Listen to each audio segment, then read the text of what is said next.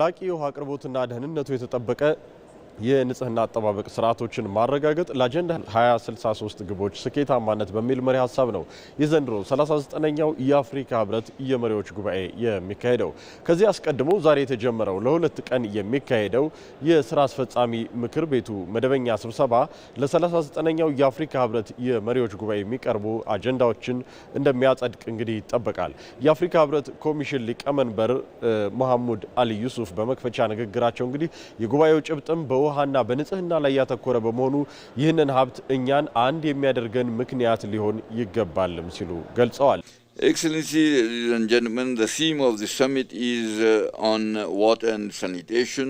ክቡራትና ክቡራን በዚህ ዓመት በውሃና በንጽህና አጠባበቅ ላይ ትኩረቱን ያደረገው የዚህ ጉባኤ ጭብጥ እጅግ ከፍተኛ ጠቀሜታ ያለው ነው። ለሁሉም ሀገሮቻችን እጅግ አስፈላጊ የሆነው ይህ ሀብት በማንኛውም ዋጋ ሊጠበቅ የሚገባው የጋራ ሀብት ተደርጎ ሊወሰድ ይገባል። ይህ የተፈጥሮ ሀብት አገሮቻችንን ይበልጥ የሚያቀራርብና ለሰላም መረጋገጥ እንዳነቃቂ ምክንያት የሚያገለግል መሆን አለበት። የዘንድሮ የህብረቱ መሪ ሐሳብ የውሃ ሀብቶች የሚመነጩበትን ስነ ምህዳር እንዴት ማደስ እንደሚገባ በጥንቃቄ ለማሰብ እድልን የሚሰጥ ነው ያሉት የውጭ ጉዳይ ሚኒስትሩ ዶክተር ጌዲዮን ጢሞቴዎስ የውሃ ሀብቶች የሁሉንም ተጠቃሚነት መሰረት ባደረገ መርህ መጠቀም እንደሚገባም እንዲሁ አስገንዝበዋል። As Ethiopia prepares to host COP32, I want to take this opportunity to assure you that we view this as an opportunity for Africa. ኢትዮጵያ የኮፕ 32 ጉባኤን ለማስተናገድ በምትዘጋጅበት በዚህ ወቅት ይህ አጋጣሚ አፍሪካ ስለ አየር ንብረት ፍትህና ዘላቂ ልማት በሚደረገው ዓለም አቀፍ ውይይት ላይ ግንባር ቀደም መሪ እንድትሆን እድል እንደሚሰጠን ላረጋግጥላችሁ እወዳለሁ። የዘንድሮ ዓመት መሪ ሐሳብ ዘላቂ የውሃ አቅርቦትና አስተማማኝ የንጽህና አጠባበቅ በመሆኑ የውሃ ሀብቶቻችን መነሻ የሆኑትን ስነ ምህዳሮች እንዴት ማደስ እንደምንችል በጥንቃቄ እንድናስብ እድል ይሰጠናል። አፍሪካ እንደ አባይ፣ ኮንጎ፣ ኒጀርና ዛምቤዚ ባሉ ትልልቅ ወንዞች እንዲሁም እንደ ቪክቶሪያ፣ ታንጋኒካና ማላዊ ባሉ ታላላቅ ሐይቆች የተባረከች ምድር ናት። ለእነዚህ ሀብቶቻችን ያለን እሳቤ የሁሉንም ወገኖች ፍላጎት፣ ሁኔታና ምኞት ከግምት ውስጥ የሚያስገባና በኡቡንቱ መርህ የሚመራ ሊሆን ይገባዋል። የሥራ አስፈጻሚ ምክር ቤት ስብሰባው የአፍሪካን አንድነት ለማጠናከርና ለጋራ ዓላማዎቻችን ያለንን ቁርጠኝነት ለማደስ ትልቅ አስተዋጽኦ ይኖረዋል ሲሉ መልእክታቸውን አስተላልፈዋል። ይህ ሕገ መንግስታዊነትን በጋራ መከላከል እንደሚገባ በመጠቆም Our continent is still grappling with incidents of unconstitutional change of government. አህጉራችን አሁንም ቢሆን የህብረታችንን መደበኛ መሰረቶች በሚያናጉ ህገ መንግስታዊ ያልሆኑ የመንግስት ለውጥ ክስተቶች እየተፈተነች ትገኛለች። ባለብዙ ወገን ግንኙነትና ዓለም አቀፋዊ ትብብር እየተሸረሸሩበት ያለው ተለዋዋጭ ጂኦፖለቲካዊ ሁኔታ በአህጉራችን ሰላምና ደህንነት ላይ አሉታዊ ተጽዕኖ እያሳደረ ነው።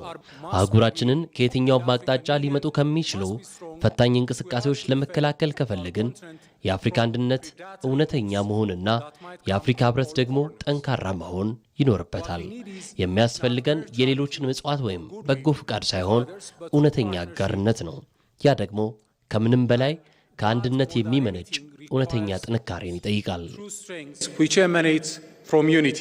የአፍሪካ ኢኮኖሚ ኮሚሽን ዋና ጸሐፊ ክላቨር ጋቴቴ በበኩላቸው የውሃ ሳኒቴሽን ማህበራዊ አገልግሎት ብቻ ሳይሆን የኢኮኖሚ መሰረተ ልማቶች ናቸው ሲሉ ገልጸዋል። Assuring sustainable water availability and safe sanitation systems. የአጀንዳ 2063 ግቦችን ለማሳካት ዘላቂ የውሃ አቅርቦትና አስተማማኝ የንጽህና አጠባበቅ ስርዓቶችን ማረጋገጥ የሚለው መሪ ሐሳብ እጅግ ወሳኝ ነው። በእርግጥም የውሃና የንጽህና አገልግሎቶች ማህበራዊ አገልግሎቶች ብቻ ሳይሆኑ ኢኮኖሚያዊ መሰረተ ልማቶችም ናቸው። ይሁን እንጂ በመላው አፍሪካ ከ300 ሚሊዮን በላይ ሰዎች አሁንም የንጹህ መጠጥ ውሃ አያገኙም።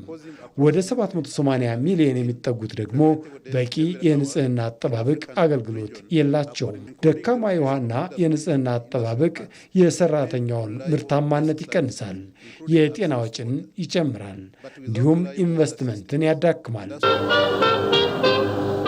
የ48ኛው የህብረቱ ስራ አስፈጻሚዎች ምክር ቤት ሰብሳቢ ቴቴ አንቶኒዮ በበኩላቸው ለሁለት ቀናት በሚካሄደው ስብሰባ በደቡብ አፍሪካ የተካሄደውን የጂ20 ወይም የቡድን 20 ጉባኤ የአፍሪካ ህብረት ተሳትፎን በተመለከተ እንደሚወያይም እንዲሁ አብራርተዋል።